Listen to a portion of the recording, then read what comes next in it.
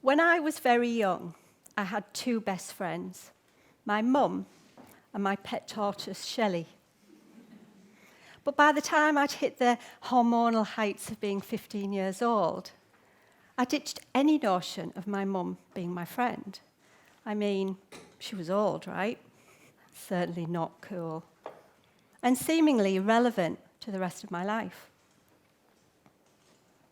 No, my friends now were all like me, teenagers, with our pink leg warmers and big hair. We knew everything. We didn't need advice. We'd dodge anyone the other side of 20 to protect our street cred. We were the future. We were relevant. And that was that. Fortunately, life soon showed me that how stupid and naive that was to stick blindly to the sameness and influence of carbon copy friends. And to not realise at the time that my mum would always be my best friend. Skip to here and now. Here I am, age 57. I have friends spanning all ages, older and younger, and each of them bring a different colour to my life. And guess what? Not one of them wears pink leg warmers.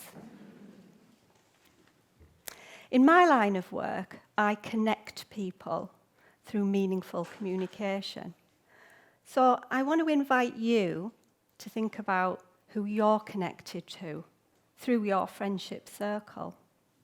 Picture them in your mind. You might be with some of them here today. What kind of ages are they? Are they all the same or similar to you?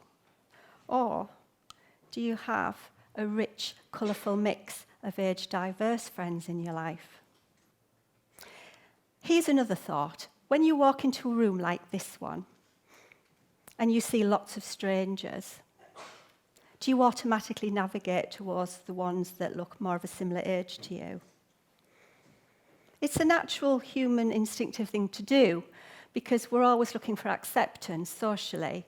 We don't want to feel out of place and awkward. And it's the same with our friendships. We tend to stick with our peers. And there are obvious reasons for that. They're who we grew up with, who we went to school with, who we hang out with. And some of them become really special to us, which is wonderful.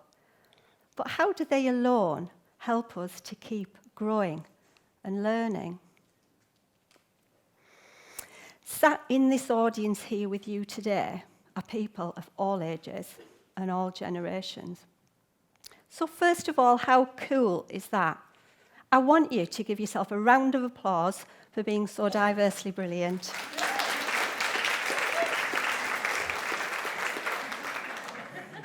I've always wanted to do that. We should celebrate having all these different stages of life and perspectives here in one room at the same time. And let's realise an important thing about that. All of this has happened because each of you individually has seen the personal value in immersing yourself in this collective learning experience. And do you know what that means? That means that we're all curious. The desire for knowledge that can help us live a better, more fulfilled, more informed life transcends all ages.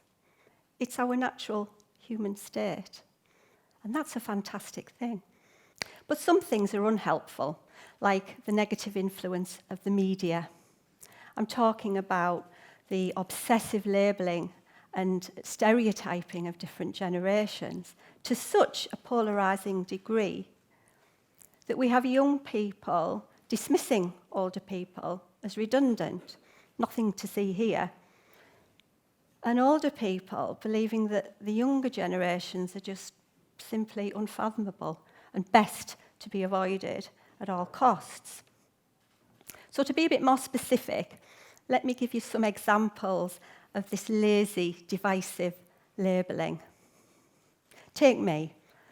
I'm a Gen Xer, which apparently means I'm sandwiched between the youth I no longer have and the death that I fear. while losing my marbles one by one to the menopause. Nice.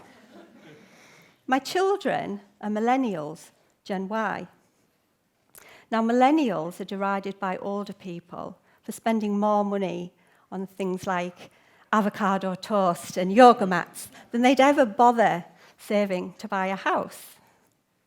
And they're ridiculed by the younger Gen Zs for their uncanny ability to think they're the only people in the world to have ever had a child, because they never stop banging on about it on Instagram. And what about the Gen Zs? Well, they've grown up with tech. They were literally born into a world where mobile digital devices are life tools, and they're criticised for living through their screens and also mocked for wanting to have more of a relationship with their mobile phone than they do their own family. What a lot of nonsense. We need to be challenging this damaging narrative by realising we have so much in common, and that each of us, no matter how old we are, have something of value to give or pass on to someone else. The only real age difference is numerical. We all want to enjoy and live our best lives. A sense of humour never ages, and sharing the fun together is fundamental to a happy life. Our older friends have heaps of a life experience. They can really help us avoid making the same mistakes that they made. I mean, life hacks are nothing new, folks. This is a news flash. They've been there, done that, might well still have the tie-dye t-shirt. Their stories and insights and lessons learned are just waiting to be tapped into, helping to connect the past to the present to the future. Our younger friends are equally as valuable and so important, bringing fresh perspective and new ideas that challenge us to rethink established views and authoritarian models of living. And they help us with awareness and understanding of new trends and developments, so that people like me, not young but not dead yet, don't get left behind.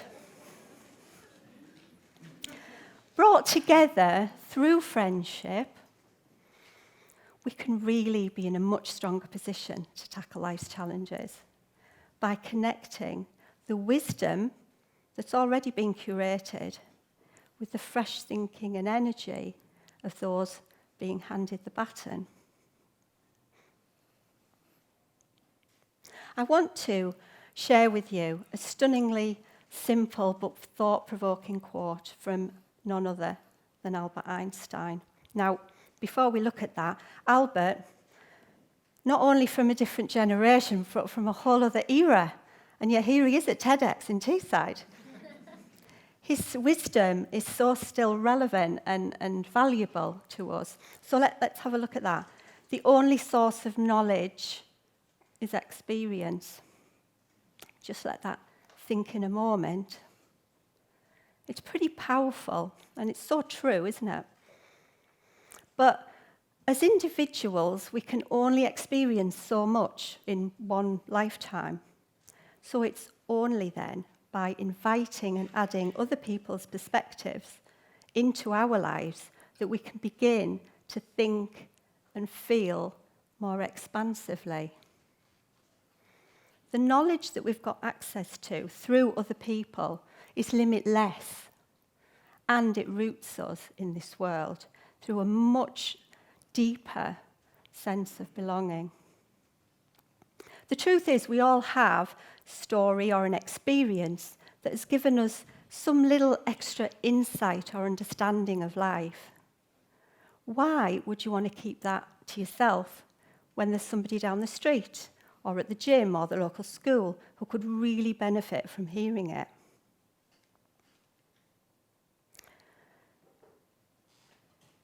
Intergenerational friendships are healthy. They're good for us. They're what makes a well-connected and more progressive society. And even better for us, they make our lives much more interesting and colourful and fun than they would be if we just stuck with who and what we already know. Where's the growth in that? If we really do want to create ripples of positive change, then we need to be rejecting division and instead generate more empathy and understanding and connection. So let's go back to your friendship circle and these joyful images that make you just want to dive in and join the party. Think again of who is in your circle today, but more so, who could be in it tomorrow. Reach out to them. Invite them to the next TED event so you can experience it together. I can guarantee that your life and their life will be better for it. Thank you.